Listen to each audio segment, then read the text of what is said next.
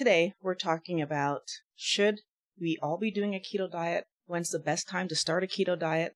Can you ever be too old to do a keto diet? And I think in order to really look at this idea, we need to start with the definition of a diet. A diet is the habitual nourishment that an organism eats. So what are the foods that you're eating on a regular basis? And then we have diet, which is the regimen of type and amount of food to attain a specific goal. A healthy diet, which I think we also need to define, is a regimen of type and amount of food that results in a healthy body. The world, since 1975 till 2021, has tripled in obesity.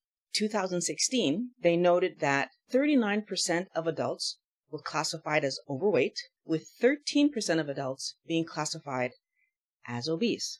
In 2020, 19.7% of our youth, so that's anybody aged 2 to 19, were classified as obese.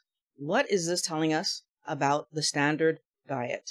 Fast food, processed food, low-fat meals. That's what we eat. I can tell you that when I was doing a standard diet, at minimum once a week I was having pizza for supper, but I was also having pizza for lunch 2 to 3 times a week. That's 4 times a week that I was having pizza.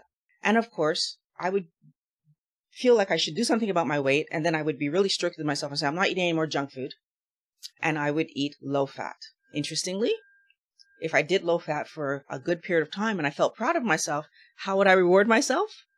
By eating cookies or ice cream or chips or not candy, I didn't like candy, but chocolate. Like chocolate was my number one thing. I would eat processed food. We need to understand that this standard diet that the whole world is doing, so the food that we eat on a regular basis, is a fat gain diet. And the question is that healthy? I got a comment asking if keto is healthy for us to do later in life. That's what sparked this video.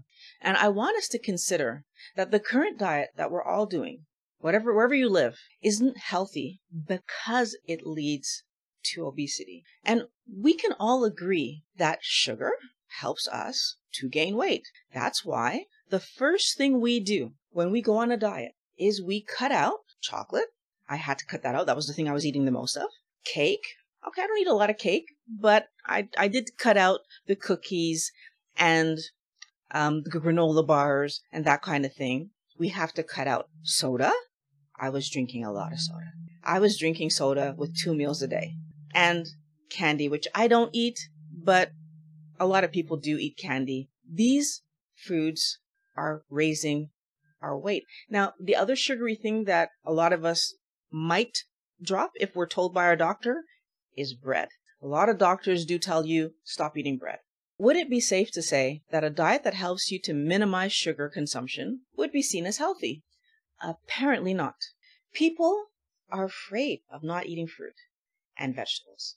What does your body actually need to be healthy? 11 essential amino acids and essential fats, which is the omega-6 and omega-3s, in the right proportion. We need these essential amino acids and fatty acids, so fats, to build and repair the body. And they're essential because our body cannot make them. So we actually need to eat these and get them from our food.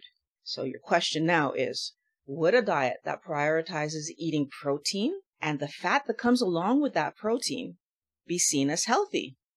Apparently not. People are afraid of eating meat for fear of having a heart attack, or they're afraid of eating eggs for fear of getting high cholesterol. On a keto diet, you eat 20 grams of carbs or less every day.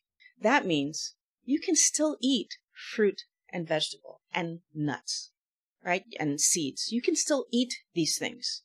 But the bulk of your energy would be coming from fat because you're only eating 20 grams of carbs in your day.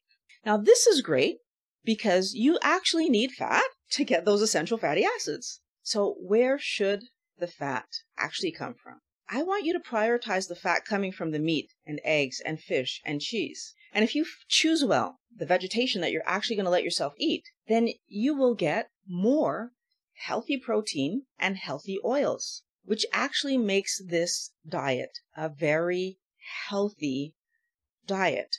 Is Keto, good for children.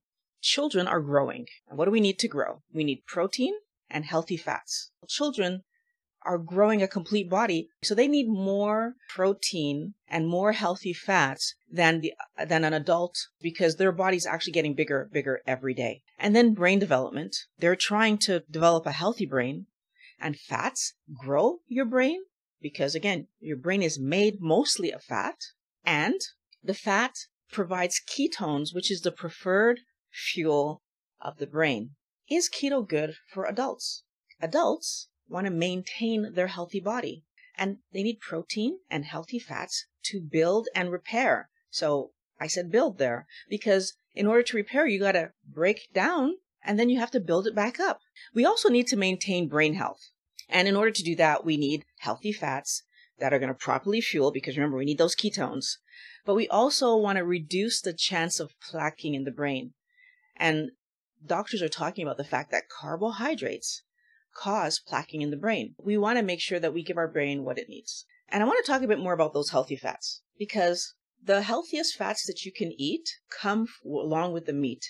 Or come from the animal. So butter is an example of where we're taking something from the animal and we're extracting the healthy fat and we're eating it. And of course, a steak has fat on it. Pork chops have fat on it. Chicken has fat on it. When you go to the store and you buy the lean versions of the meat, you're giving away precious energy that your body needs back to the butcher to sell to somebody else as lard. So I want you to really consider that it's better for you to take the fattier cuts. And by the way, they happen to be cheaper in the store.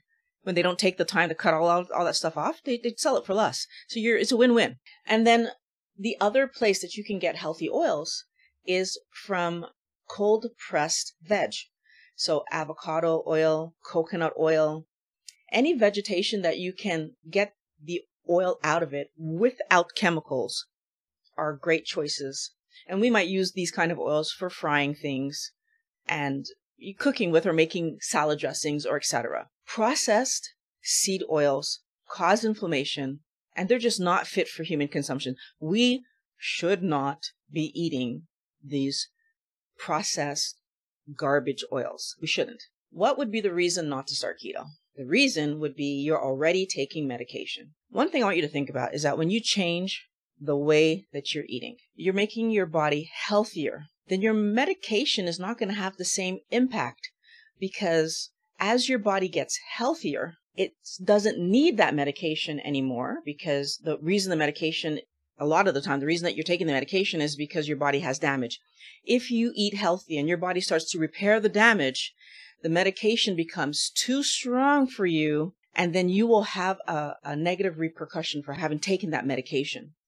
A lot of the times, we end up blaming keto for causing us to feel sick because we're still taking the medication, not realizing that we became over-medicated. And that's why we weren't feeling great. So it's extremely important, if you're taking any kind of medication and you want to start a keto lifestyle or a carnivore lifestyle or even a low-carb lifestyle, that you consult with your doctor so that you can start monitoring what the medication that you're on is doing. And I'm talking about any medication, whether it's for blood pressure or whether it's for mental health.